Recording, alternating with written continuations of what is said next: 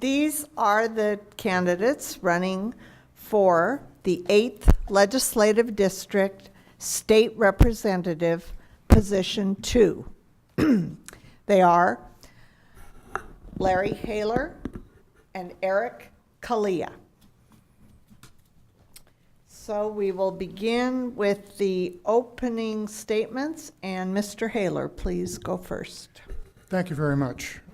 First of all, I'd like to thank League of Women Voters for holding this forum, along with the Tri-City Herald. For those who may not be familiar with my background, my education, I have a Bachelor of Arts degree from Pacific Lutheran University. I have an MBA from City University. My wife and I have been married for 40 years, and we have lived here in the Tri-Cities for 40 years. My wife actually grew up in Richland and graduated from, I think it was Cole High at that point. I am a former Hanford worker. I've retired. I worked there for 37 years. I was a licensed nuclear reactor operator, which took 2 years of training to go through. And training after that was on an annual basis. I also served as a trainer for the Hanford site, training people to run nuclear reactors here at Hanford and at 2 commercial nuclear reactors, and then also a Hanford cleanup. I was elected to the Richland City Council in 1990. I served for 14 years on the City Council, 4 of those years as their mayor. While I was mayor, I emphasized economic development in this community. We did have a great economic spurt while I was there. I also served in the National League of Cities as their Community and Economic Development Chair. I served on the Board of Directors for the National League of Cities, served on the Board of Advisors to the National League of City President, and the state committees, the committees that I serve on in the legislature. I was, just back up a little bit, I was voted by the people of this community to serve on the legislature starting in 2004. It's been a great honor. I'm the ranking member of higher education. I've served on appropriations, House Appropriations, for the last 10 years. I serve on the Education Subcommittee for Education Appropriations, and I currently serve on the Judiciary Committee. My committees outside of the legislatures, I serve on the Washington Economic Development Financial Administration, where we make decisions on commercial lending practices, as well as lending money to various organizations. I serve on the Western Interstate Commission on Higher Education as a commissioner. I serve on the Governor's Aviation Biofuels Task Force, and I'm also a member of the Washington State Arts Commission. Thank you. Mr. Kalia? My name is Eric Kalia, and I'm running for Washington State Legislature for District 8, Position 2. I'm a student at Columbia Basin College, and I'm trying to finish up for surgical technician program. And I've been a chef, and I've worked a variety of jobs in the Tri-Cities, most of which I worked at a restaurant for 2 years as a chef, and I've been going to college for about 3 or 4 years now. I believe that both House representatives and state senators work for the constituents who elect them, and they should always have time for them. It is also important to block the spending of people's money on partisan newsletters for propaganda. I promise I will be available and work for everyone if elected. Elected officials are employees of the people. They must be available to at almost all times to listen to the people who elected them. I do not support raising tuition rates. Students are the future of this country. In the event of a state budget shortfalls, and the public colleges should not be allowed to charge exorbitant fees. Many college students work 2 to 3 jobs to pay for college tuition and personal expenses. They have limited choices to come up with rising fees and expenses. I support proper and safer implementation of legal and medical marijuana. I support the Affordable Care Act and its proper implementation. I support education to the fullest, including preschool, even looking for free community college tuition. I support increased minimum wage to a livable wage, health care for all while increasing jobs. Thank you. Thank you. We'll begin with Mr. Haler, with you sure you're both sitting behind your correct signs there. But this first question, both audience questions I got had to do with K-12 education and then also other education. And here's one more. Okay. So we'll start with this one, Mr. Haler. The state Supreme Court has deemed Washington State in contempt for its failure to amply fund basic K-12 education because it has not fully funded programs the legislature has previously passed defining basic education. How do you believe the state should address this issue? Well, I believe we've already been addressing this issue. I think that the Supreme Court is somewhat out of their jurisdiction on this constitutionally as well as legally. But we have been doing this. This last 2 years, we've spent over $1.7 billion more on K through 12 education, and it's been in a targeted fashion. I do not believe that throwing money at a problem, such as the Supreme Court is urging us to do, will resolve the issue. That has to be in a targeted fashion, has to be for specific programs, and we need to see results on those. We're already starting to see results after the first year of this biennium, and we're going to start seeing results probably next year from the final year of this biennium. I believe that we will be not needing to raise taxes. I think that one of the emphasis of the Supreme Court and the people that brought this suit is to impose a state income tax, also to raise taxes on people in order to fund K through 12 education and throw money at K through 12 education, rather than doing it in a targeted, planned fashion, which the legislature has been doing on a bipartisan basis. I signed on to House Bill 2266, which was the genesis of the prototypical school, and that was, I think, one of the best things that we've done. It did come up with targeted areas, what we needed to spend money on. Yes, we've had 5 previous court decisions, lower court decisions over the last 30 years that said that we were not funding K through 12 adequately, but we started to meet those needs these last 2 years. Thank you. Mr. Kalia? I believe that education is the most important issue for our state right now. I believe we have a large number of young people who are looking for a direction to go in, and as long as the system is there for them, however it gets there, especially from some creative revenue streams instead of raising taxes, if that's necessary, I believe that that should be done because everything in our power should be given to our children. Thank you. Thank you. This next question, I'm going to move to higher education. Mr. Kalia, you'll be first, and you did mention about tuition in your opening remarks. As the state has cut funding for higher education, it has increased student financial aid to help low-income students. Part of this aid comes from tuition increases to other students who pay full price, driving up costs for middle-income families who don't qualify for aid.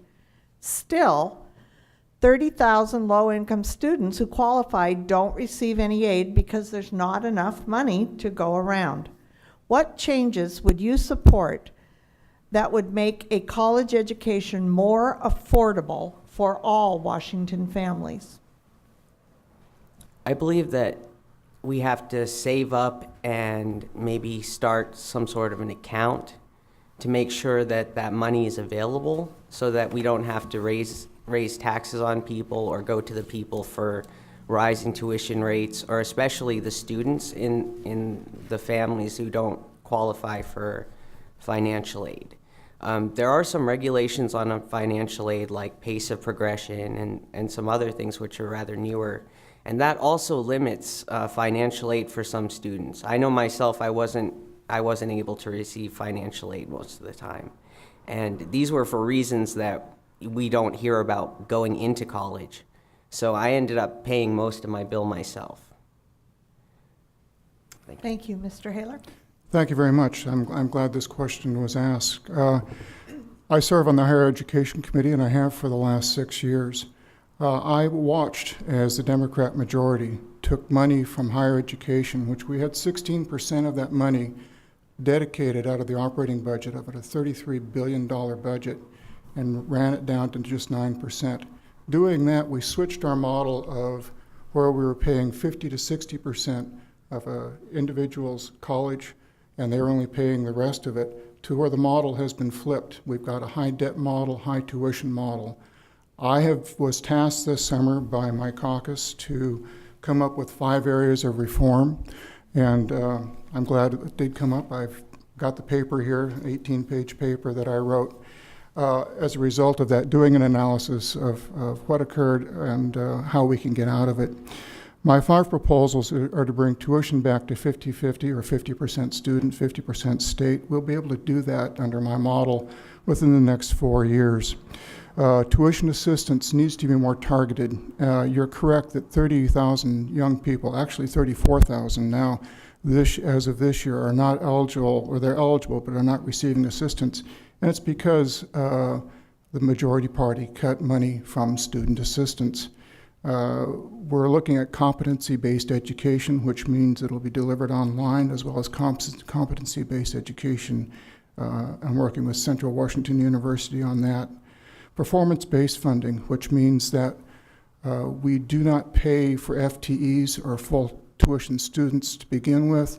We will only pay for those students when the universities are done processing those students. And then finally, year-round school. I believe that the facilities are not used enough, and we need to adopt the BYU Idaho model and go full year. Thank you. We'll move away from education for a minute. And Mr. Haler. I'm dumping notes, sorry. There you go. You'll be first. Okay, thank you. Because the gas tax is based on a fixed price per gallon, the continual improvement in the vehicle fuel economy is challenging funds available to transportation, maintenance, and improvements. Would you support increasing the tax on a gallon of gas, or do you have an alternate way or ways to fund transportation? I firmly believe that we do not need to add more gas taxes until we do improvement in the Washington State Department of Transportation. When you buy Egyptian concrete from Egypt and use it as pontoon material, guess what's going to happen? It's going to sink to the bottom of Lake Washington. If you've ever seen Egyptian concrete, they bought it on a bargain. There are projects like that, like the Big Dig. It's an open-ended contract. It started out at $2 billion and is being run by the company that did the Big Dig in Boston. They hired the same company. So on an open-ended contract, we could have spent far less money redoing the viaduct area. That's how I remember it, as a viaduct area, because I grew up in the Seattle area, for $1.5 billion rather than the $5 billion or $10 billion we may end up spending on building this tunnel going for 1.7 miles in Seattle. We do need to take a look at more efficiencies. We've had cases where the Department of Transportation bought ferries and put in a lighter weight motor on one side and one of the older motors from the other heavier ferries, and the boat actually leans. They call it the Eileen class. So there are a lot of things that the Department of Transportation needs to have a little more monitoring, a lot more monitoring, along with a lot of our other agencies, such as Department of Social and Health Services. I think we can have money savings in those areas before we even start talking about raising gas tax or taxes. Thank you. Mr. Kalia? I would hesitate to raise gas taxes. I believe that transportation is right now sort of an infrastructure issue. And like transportation, and I believe that some other issues sort of fit into that category and need a lot of work. I think this can create a lot of jobs for people if we focus on it sort of with infrastructure and develop a plan to treat it that way. Thank you. Okay, the next question, Mr. Kalia, you'll be first. What can the state do to help prepare for projected water shortages in the future, especially in eastern Washington? How can we balance agricultural needs with municipal and environmental demands? Well, I think that there are a lot of proposals for how we could limit water usage. And there are some things out there like hydroponics and things like that. Better usage of water will probably take more equipment and things like that.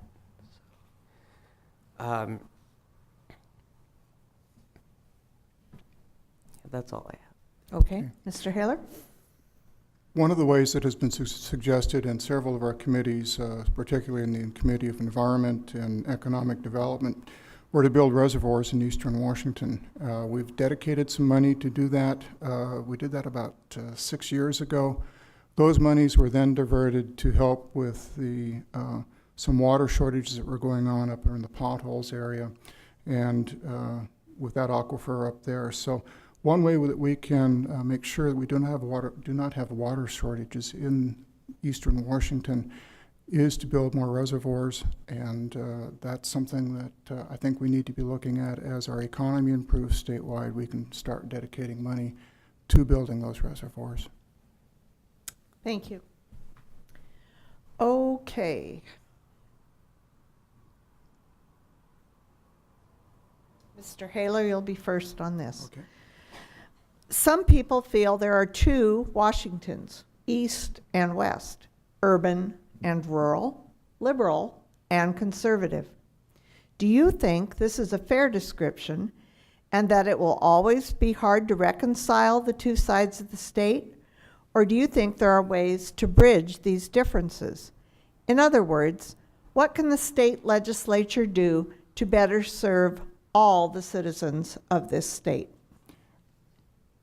I think that we're doing the best that we can at this point. Yes, there are at times two Washingtons. When it comes down to voting sometimes on some major issues, it only takes 93,000 people or 2 or 3 precincts in the Seattle area to turn an election, elect a governor, or not elect a governor. So yes, there are two Washingtons at time. But we in the legislature, a lot of people think that we have a Washington, D.C. type of situation there. We do not. Our structure in our government is that we have an independent office of program research that writes our bills. We have partisan staff that review those bills, and we then work on those bills in committee.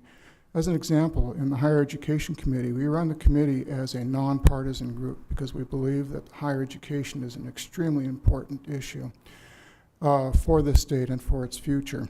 And quite often, Larry Sequest, who is the chair, lets me run the committee while he's acting as vice chair or co-chair that day. So we do an awful lot of work. We do not sit in our committee by Republican on one side, Democrat on the other. It's Republican, Democrat, Republican.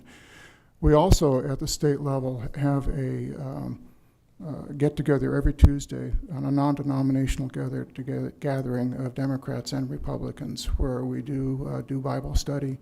But that also is the group that supports and is the executive committee for the governor's prayer breakfast also. So there's an awful lot of areas that we work on in common inside and outside of the legislature. Thank you. Mr. Kalia? I believe that there's only one Washington. Like many other states, we have a lot of areas which may favor more partisanship, stronger legislation against certain things that voters voted on. This is why I supported safer legislation having to do with I-502 and the recreational marijuana.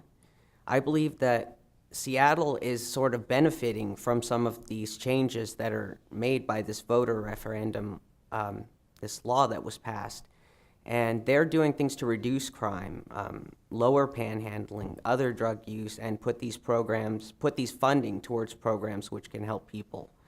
And I believe that excuses made in this area have sort of taken away some of the best transportation issues, some of the best things that we voted on particularly. And we would not have the same president in this part of the state if we didn't look at it as one state.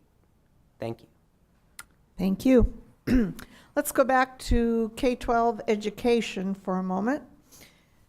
And Mr. Kalia, you're first on this. What is your view of Common Core? And do you think it will be a mainstay of the Washington state education system? I believe in the Common Core system. I believe that kindergarten through 12th grade education, that the curriculum used that as requirements is necessary. And I believe that it leads to an enlightened society. And I believe that it helps young people to acclimate and to be ready for the rest of the world that they're going to be facing. And if there is another program in the future, we should always look towards the future and see if there is, like homeschooling is better or what the people prefer. I believe in the Common Core, and I believe that that will play a significant role in our future for a long time to come. Thank you. Mr. Haler. I have sat through several years as a legislator and have seen various new programs coming up. And to me, this is just another one of those new programs that will eventually be replaced by another new program. Common Core, as well as some other programs that have come by, have taken away or have tried to take away local control of our schools from our local school districts. And Common Core is one of those that I really think could take an awful lot of authority away from our local school districts. And so I'm not a big fan of Common Core. I also believe that Common Core doesn't cover the depth of subjects in math and in science and in American history. That's one thing that I'm finding as I go to elementary schools and high schools is a lot of the kids are not learning American history. They're learning something about history, but it's not American history. So Common Core, I think, is just another flavor of the year or 2 years, and there'll be another administration coming in 2 years, and that'll be replaced. This will be replaced by another national program. But I do believe that we got to get away from the national programs and get back to local school districts running the school districts the way they're elected to do. Thank you. Okay, and we're going to go back to higher than higher education. And Mr. Haler, you're first on this. Okay. Washington State University has, over the objection of the University of Washington, indicated they are seeking to establish a second public medical school in the state of Washington. Would you support funding such an endeavor by WSU? Why or why not? Okay. Absolutely. I support the University of Washington and WSU's efforts. I also support the private doctor of osteopathy school that we have in Yakima, Pacific Northwest University Health and Sciences. We're a state of 7 million people. If you take a look at Missouri, they're a state of about 5 million people. They have 5 medical schools. We've only got 2, maybe 2.5 now with WSU trying to get theirs established. We need to change the law of 1906, which parsed out that WSU could not do medical school, but they could do veterinary schools. I'm very supportive of that. I will be supportive of it. There is money to create a medical school. It'll take 3 to 4 years for WSU to get their school going, so it won't happen overnight. They have to go through accreditation through the Graduate Medical Education Association, as well as the Association of Osteopathic Physicians. So that will be something that'll take 3 or 4 years, but they will get their accreditation. And I've been in conversation with Chris Mulick from WSU, as well as Elson Floyd, the president of WSU. They hope to have it running by 2017, 2018. So yes, I'm very supportive of it. But the big issue are residencies. We need to get more residents, medical residents. Those are the people who have finished medical school. They can't be doctors unless they go through residency program. And I'll bring that up a little bit later. Okay, thank you. Mr. Kalia? I would support it. I suppose with what I've heard about the Affordable Care Act, that more doctors are going to be necessary in our state.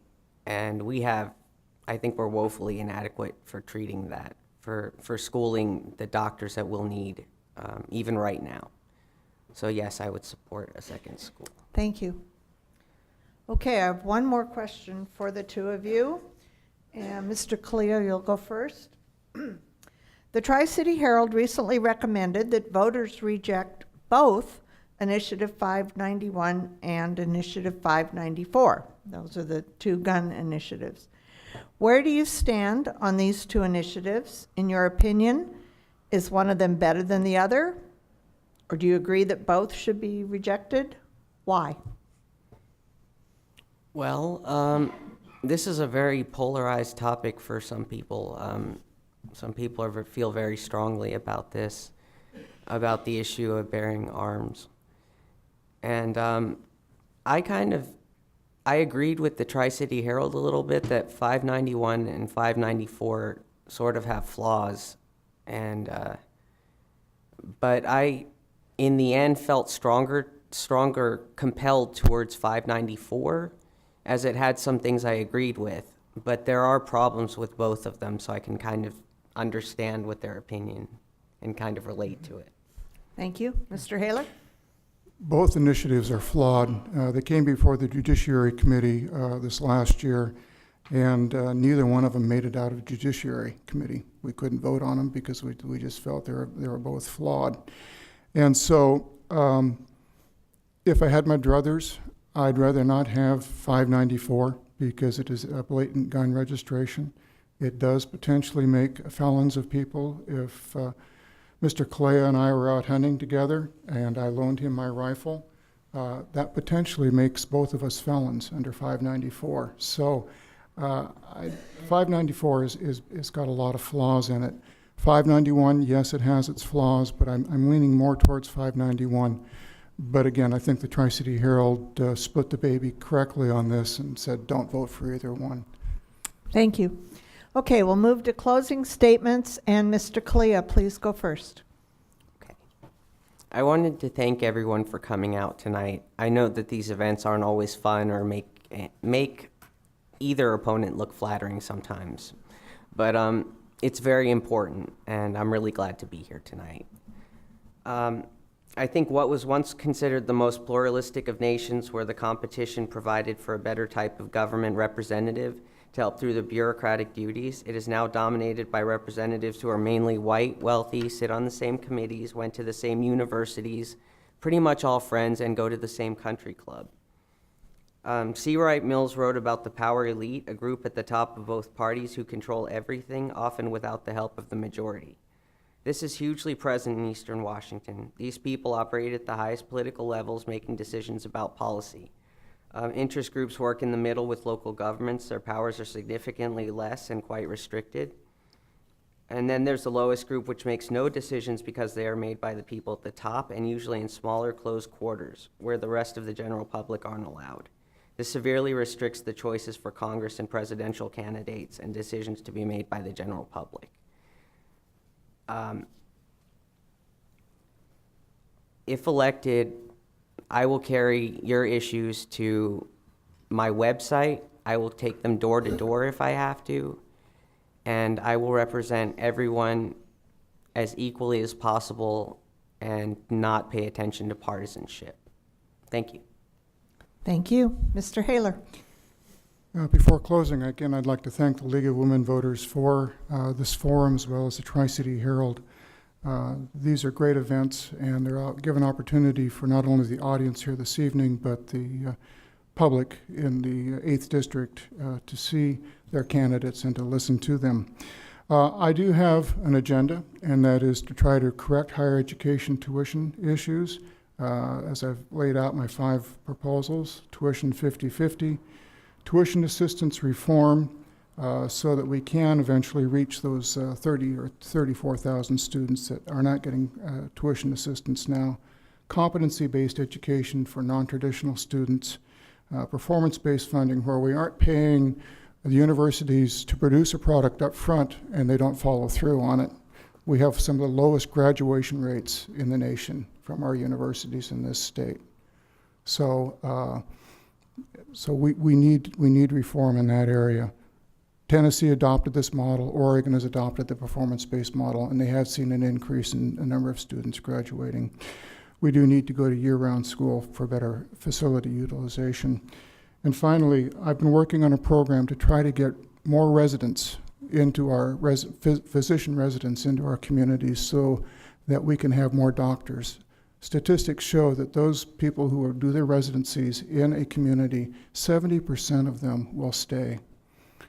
So I've been working with Cadillac, I'm working with Treos, been working across the state on this particular issue, and have crafted a bill, in the process of crafting a bill. We'll either finance the bill either through a revolving loan fund or through tax abatement of some sort on B&O taxes, or some other venues such as using the unused tobacco money that we have sitting in the Treasury. Thank you very much. And again, appreciate this and ask you to get out and vote. Thank you. Thank you. Thank you to both candidates.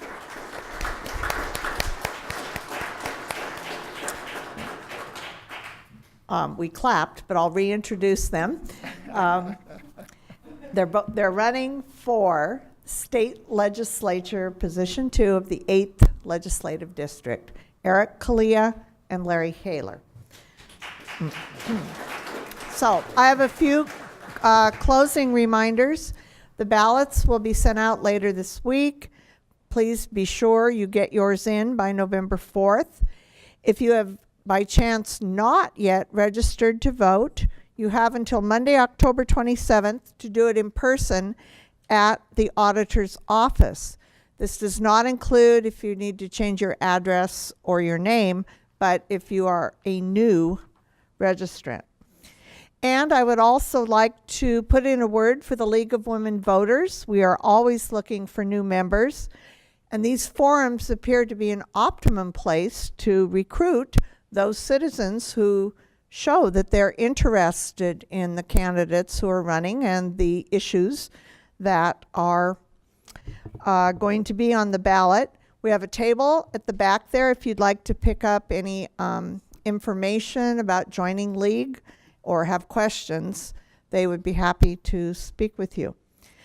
Again, thank you to all the candidates who participated. Thank you to Mike Charbonneau for recording this forum, to the Richland Library for letting us hold it here, and most of all, thank you to you for attending.